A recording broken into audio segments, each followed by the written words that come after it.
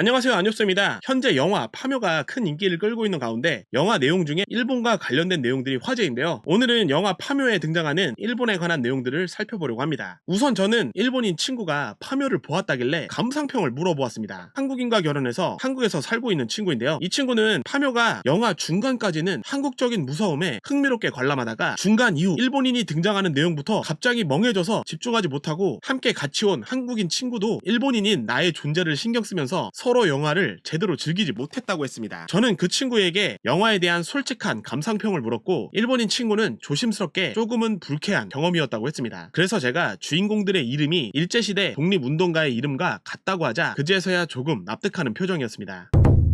먼저 영화 파묘에 등장하는 주인공이 독립운동가들의 이름과 같다는 것은 이미 많이 알려진 사실이죠. 여우가 범의 허리를 끊는다고 나오는 한반도의 민족의 정기를 끊기 위해 일본 장군 다이묘를 말뚝으로서 사용한 음향사로 등장하는 무라야마 준지 역시 실존 인물을 참고한 것으로 보여집니다. 실존 인물의 이름은 일본의 민속학자 무라야마 지준입니다. 무라야마 지준은 일본의 조선 식민지 정책을 지원하여 조선 총독부의 명령으로 조선 전역을 돌아다니며 민속 자료를 수집하고 기록한 인물입니다. 무라야마 지준은 조선의 귀신, 조선의 향토 오락, 조선의 풍수, 조선의 유사 종교 같은 많은 책을 남겼습니다. 그의 책 중에 조선의 귀신에는 질병을 대처하는 방법으로 무당에 관한 내용이 잘 서술되어 있으며 조선의 풍수에는 조선 전국의 명당으로 알려진 길지와 이사에 대한 신앙이 잘 담겨 있습니다. 특히 조선시대에 높은 건물이 없는 이유에 대해 기술한 내용이 상당히 흥미로운데요. 고려 충렬왕이 중국과 같이 높은 건물을 지으라고 했지만 관우서가 많은 산들은 양의 기운인데 여기에 양의 기운인 높은 건물을 지으면 나라가 망하는 것이라 해서 예로부터 금지해왔다고 써있습니다. 왕조시대 우리나라에 고층 건물이 없는 여러 이유 중에 하나가 풍수지리 때문인 거죠. 또 임진왜란 때 명나라 장수가 조선에서 인재가 너무 많으면 안 된다 하여 경북 선산읍의 산맥을 자름과 동시에 쇠못을 박아 왕기를 제압했다는 내용이 있습니다. 실제로 쇠못을 박은 이후 이렇다 할 인물이 나오지 않아 정조가 인재가 없다는 것에 한탄을 했다고 하죠. 조선의 풍수는 875페이지짜리의 방대한 분량의 책으로 식민지 통치론의 저자이자 도쿄대 총장이었던 야나이바라 다다오는 조선의 풍수에 대해 풍수지리를 알려면 반드시 이 책을 읽어야 한다고 했습니다. 현재 와서도 무라야마 지준의 책들은 조선의 민속을 이해하는데 귀중한 자료로 평가되어 실제로 많은 전문가들이 이것을 참고하고 있습니다. 그래서 영화에서는 조선의 귀신, 이것을 내쫓기 위해 제사와 국 같은 민속신앙과 더불어 조선의 풍수까지 잘 알고 있는 일본인인 무라야마 지준을 모티브로 해 무라야마 준지, 음향사로서 등장시켜 범의 허리를 끊어버리는 인물로 묘사가 된 것 같습니다. 이 음향사를 기수네라고 부르기도 하잖아요. 기수네는 여우의 일본 발음 키츠네를 한국 발음으로 불려진 것 같습니다. 한국에서도 인기 많은 패션 브랜드 중에 애종 키츠네가 있는데요. 그 시그니처 마크가 여우죠. 그리고 기수네의 본명인 무라야마 준지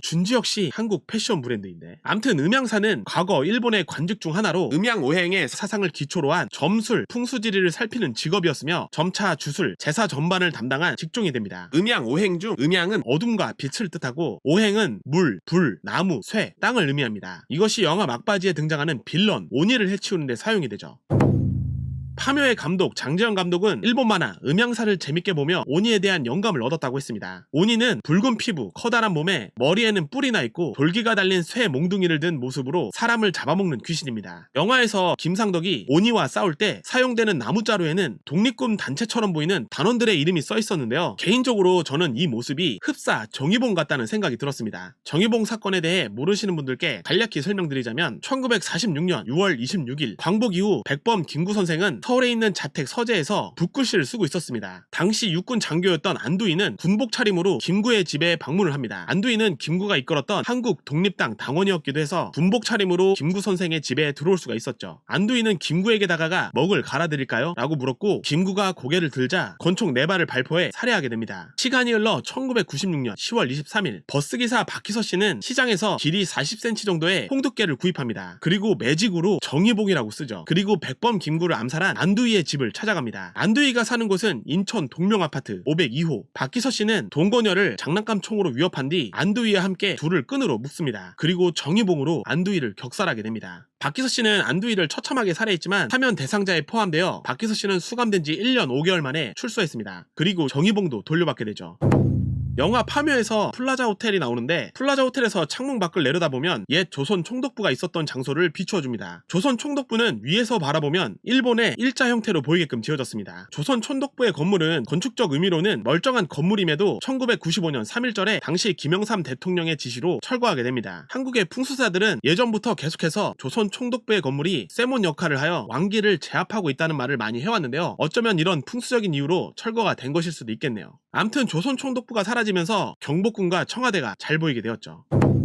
또 파묘에는 일본의 요괴가 등장합니다. 오니와 누레온나. 영화에서 무당인 화림은 동료 무속인들에게 그거 일본이야. 일본 귀신은 그냥 옆에 있으면 죽인다고 말합니다. 한국의 귀신은 원한 중에 한을 갖지만 일본의 귀신은 원을 갖는다고 했습니다. 한은 억울하거나 안타까운 슬픔이 응어리진 마음이고 원은 누군가를 원망하고 미워하는 마음입니다. 일본에서는 원을 온이라고 읽는데 일본의 유명 공포영화 주온에서 이 온이 원한을 뜻하는 원입니다. 누레온나는 젖은 여자라는 의미의 물의 요괴입니다. 바다나 강 습지에 살며 사람을 해치는 요괴죠. 돼지띠의 일꾼들이 파묘를 하면서 우연히 누레온나가 죽자 비가 내리게 됩니다. 돼지띠의 일꾼이 있는 것은 뱀은 돼지와 상극이기 때문이죠.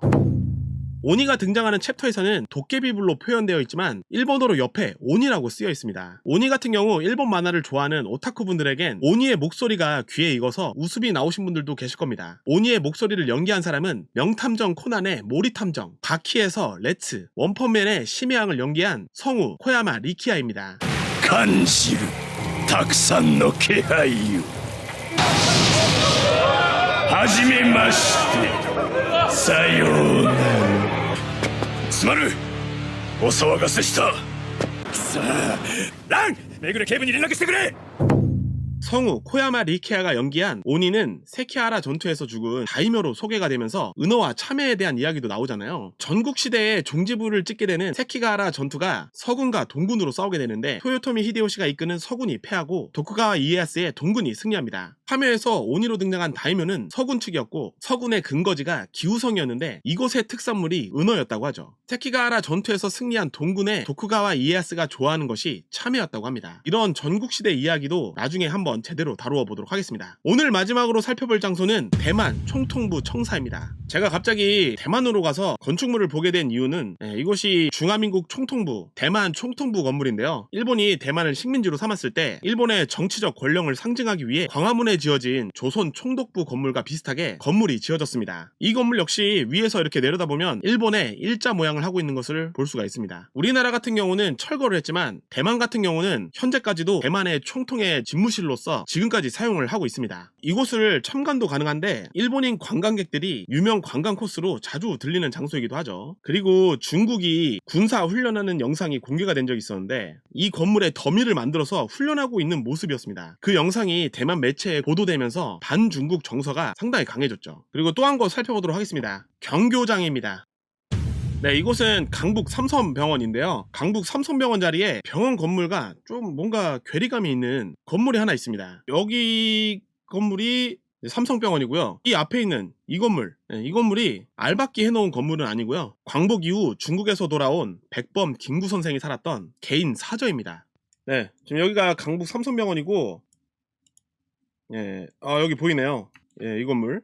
뭔가 병원 건물 있는 자리에 알박기 해놓은 건물처럼 보이기도 하는데 백범 김구 선생이 생전에 살았던 개인 사저입니다. 당시 김구가 이승만과 대한민국 정부 수립의 문제로 갈등을 겪으면서 이승만에 대항하는 진영의 집결 장소이기도 했습니다. 이곳에서 김구가 피살되면서 당시 많은 사람들이 찾아와 김구 선생에게 염하는 과정을 끝까지 지켜봤다고 하죠. 한동안 강북 삼성병원의 본관으로 사용되다가 2013년에 일반에 개방이 되었습니다. 마지막으로 살펴볼 장소는 안동 인천각입니다. 이곳은 경상북도 안성시에 있는 한국에서 가장 오래된 민가 중 하나입니다. 그리고 독립운동가 석주 이상용 선생의 생가였던 장소입니다. 이곳 임천각은 배산 임수의 최고의 명당이라고 알려진 장소입니다. 임천각 뒤로 영남산이 있고요. 흰 코끼리가 강가에 내려와 코를 내미는 형상이라고 하여 이 자리를 범상치 않음을 알고 일제 감정기에 석주 이상용 선생의 혈맥을 끊기 위해 중앙선 철로를 일부러 이곳을 지나게 해서 임천각을 철거하게 됩니다. 이렇게 보면은 하얀색 벽을 하고 있습니다. 그래서 뒤에 이제 산이 있고 너무 이쁜데 이 앞을 보면 이렇게 방음벽이 설치되어 있습니다. 근데 이 앞에 철도가 있는데요. 다행히 이곳이 2020년에 이렇게 막고 있는 방음벽과 철로를 철거하고 현재는 복원 작업을 하고 있다고 합니다. 그래도 이 앞을 보면은 이렇게 차도가 있긴 합니다. 복원 작업을 하고 있는 모습인 것 같긴 한데 이곳을 뭐 어차피 복원한다고 해도 이 앞에 도로가 있는 건 그 부분은 또 아쉽긴 하네요. 그죠?